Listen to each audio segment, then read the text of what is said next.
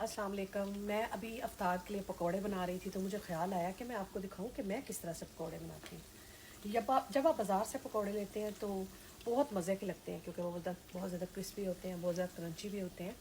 लेकिन मैंने देखा है कि बहुत सारे लोग जब पकोड़े बनाते हैं ना तो उसमें इतना ज़्यादा बेसन डाल देते हैं कि वो इतने मोटे मोटे से पकोड़े होते हैं और बड़े हैवी और थिक और वज़नी किस्म के होते हैं। तो जो पकोड़ों की असल डेफिनेशन मुझे समझ आती है वो इस तरह से होती है कि पकोड़ों के अंदर ज़्यादा सब्ज़ी होनी चाहिए, ज़्यादा मिकदार में उसमें प्याज हो, जैसे कि मैं आपको भी दिखाती हूँ। ये देखें आप, मैंने ये पकोड़ों का सामान तैयार किया है। इसमें ज़्यादा मिकदार में प्याज है, इसमें बारीक बारीक कटे हुए आलू हैं, इसके अंदर पालक है, इसके अंदर हरी मिर्च कटी हुई है, फिर उसके अलावा इसमें मैंने डाला है नमक, सुर्ख मिर्च और ज़ीरा, ठीक है। और उसके बाद इस तरह से मैंने इसको तलने के लिए रख दिया है। अब ये पकोड़े आप देखें कि इसके अंदर सब्ज़ी जो है बहुत क्लियर नज़र आ रही है आपको। इसका मतलब है कि जिस पकोड़े के अंदर सब्ज़ी आपको बहुत क्लियर नज़र आ रही है वो पकोड़ा बहुत ज़्यादा क्रिस्पी और क्रंची बनेगा। लेकिन जिस पकोड़े के अंदर आपको बेसन ज़्यादा नज़र आता है और सब्ज़ी उसके अंदर बिल्कुल छुप जाती है और नज़र नहीं आती, तो वो पकोड़े बड़े मोटे मोटे से और बड़े वज़नी और बड़े हैवी और बड़े थिक होते हैं। वो क्रिस्पी और क्रंची नहीं होते, तो वो मुझे पकोड़े बिल्कुल पसंद नहीं आते। तो ये है मेरी रेसिपी पकोड़े बनाने की। देखें ये सब पकोड़े फ्राई हो रहे हैं इसके अंदर, और जिस पकोड़े के अंदर सब्ज़ी ज़्यादा होती है वो बहुत ज़्यादा क्रिस्पी और क्रंची होते हैं। लेकिन जिसके अंदर बेसन बहुत ज़्यादा होता है वो बड़े मोटे मोटे से गोल गोल से, वो ज़्यादा तेल जज्ब करते हैं, बड़े वज़नी होते हैं, बड़े हैवी होते हैं, खाने में भी उसको इतना कोई ख़ास मज़ा नहीं आता।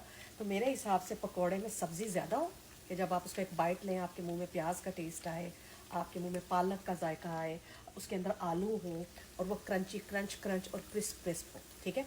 तो इसी तरह देखें मैंने ये इसकी मैरिनेशन बना के रखी हुई है और एक लोड मैंने जो है ये डाल दिया है तलने के लिए, और साथ में मैंने यहाँ पे सर्विंग डिश के अंदर पेपर टॉवल लगा के रखा हुआ है। तो अभी मैं इनको निकालूंगी और इसी तरह मैं 2-3 मरतबा और पकौड़े फ्राई करूँगी।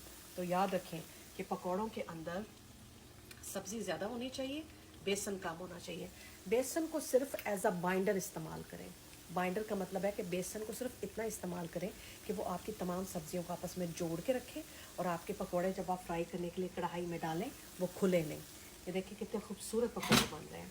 मुझे किसी के पकौड़े नहीं पसंद, मुझे अपने हाथ के पकौड़े बहुत ज़्यादा पसंद हैं, और ये मैंने अपनी एक दोस्त से सीखे थे क्योंकि उनके घर में ये पकोड़े बनते थे और बहुत ही लाजवाब थे।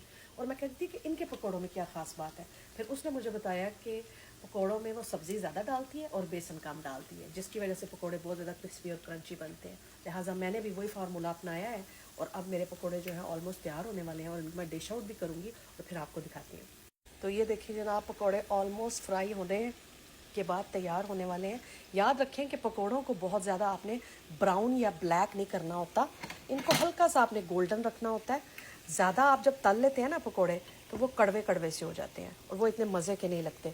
तो हमेशा याद रखें कि पकोड़ों को आपने हल्का सा ब्राउन करना है, बहुत ज़्यादा ब्लैकिश ब्राउन नहीं करना, वरना वो फिर उनके अंदर कड़वाहट का एलिमेंट आता है। अब ये देखिए मैं आपको दिखा रही हूँ वाज़ेह तौर पे कि जो मैंने पकोड़े बनाए हैं उनके अंदर सब्ज़ी कितनी ज़्यादा नज़र आ रही है।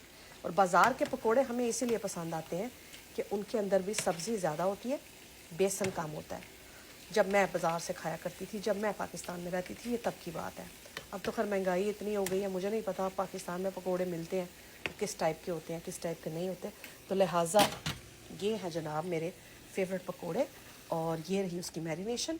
और अभी इसको मैं डिश आउट करती हूँ तो फिर मैं आपको दिखाती हूँ, वेट कीजिएगा। चले जी जनाब, अब पकोड़ों को डिश आउट करने का टाइम हो चुका है और मैं आपको दिखाने वाली हूँ कि मैंने किस स्टेज पे इनको निकालना है। निकालते वक्त सबसे पहले जो आपने काम करना होता है, आपने चूल्हा फ़ौरन हल्का कर देना है ताकि पकोड़े जो हैं वो बहुत ज़्यादा तेल गर्म होने की वजह से या चूल्हा तेज़ होने की वजह से एकदम वो पक के बिल्कुल ब्लैक या बिल्कुल एक डार्क ब्राउन टाइप के ना हो जाए। याद रखिएगा इनको ज़्यादा तलने की इसलिए भी ज़रूरत नहीं है क्योंकि इनके अंदर बेसन बहुत कम है, और जब इसके अंदर बेसन कम है तो इसका मतलब है कि इसमें सब्ज़ी ज़्यादा है, और सब्ज़ी को ज़्यादा तलने की ज़रूरत नहीं होती, सब्ज़ी तो आपकी फ़ौरन ही तली जाती है। ये देखिए अब मैं इसको डिश आउट करती हूँ तो आपको इसकी शक्ल ही बता देगी कि ये कितने ज़्यादा क्रिस्पी और कितने ज़्यादा क्रंची पकौड़े हैं। ये देखें आप, मैं निकाल रही हूँ, कितने क्रंची हैं कि आपको इसके अंदर गोल्डन गोल्डन क्रिस्पी क्रिस्पी प्याज नज़र आ रहे हैं, आपको इसके अंदर पालक नज़र आ रही है, आपको इसके अंदर आलू नज़र आ रहा है, सब अच्छी तरह से फ्राई हो चुके हैं। और ये जनाब क्रिस्पी एंड क्रंची पकोड़े जो हैं मैंने डिश आउट कर लिया। ये अब उसके बाद मैं दूसरा लोड और डालने वाली हूँ। बिस्मिल्लाहिर्रहमानिर्रहीम। ये देखें इस तरह से।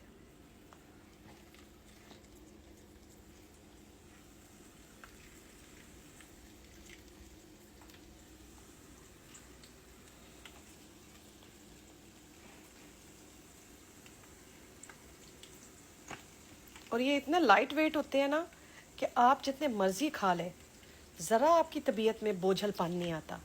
वजह उसकी ये है कि बोझलपन तो तब आता है ना जब बहुत ज़्यादा बेसन होगा पकोड़ों में, और जब वो बेसन बहुत ज़्यादा होगा तो वो बहुत ज़्यादा जो है तेल जज्ब करेंगे। तो ये तेल तो इतना जज्ब भी नहीं कर रहे क्योंकि ये क्रिस्पी क्रंची से हैं। ये देखें एकदम ड्राई ड्राई से हैं। तो ये बहुत मज़े के लगते हैं।